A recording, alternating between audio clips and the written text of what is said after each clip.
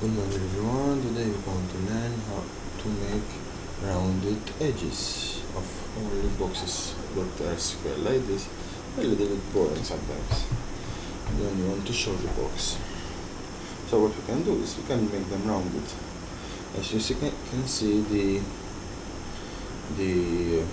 way you can do it. You can do divs with HTML, main normal, you can use paragraphs, and it's the same thing. The main target you can need to do is the CSS, and that one we're going to do it now. Normally a normal box has a background color or has a background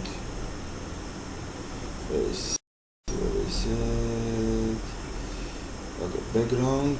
This one has a background and this one has a background. Okay, here it is, borderline. So you can see the rounded edges, or you can make an image, but that one we're not going to do it in this video.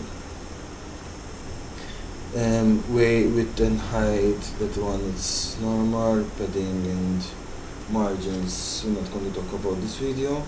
What we're going to talk about this video just is going to be the rounded. So if you don't specify nothing, it's going to be full, so it's going to be 100% squarish. And if you specify example, you see this rounded is 25%. If you want again the same rounded but without background, just need to specify same. Let's say if we make it now 50 to see the difference, and there is 50, 75, 100, you understand.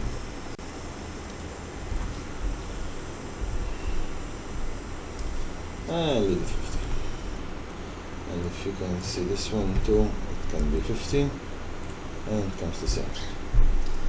Now the difference is this one I specify only one.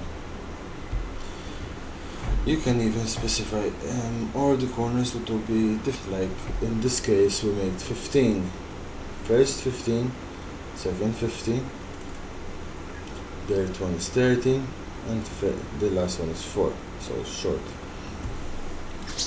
Now this is the one I like, or 4 or 1, but in the coding you can specify him 3, so you boom 3, and this one goes.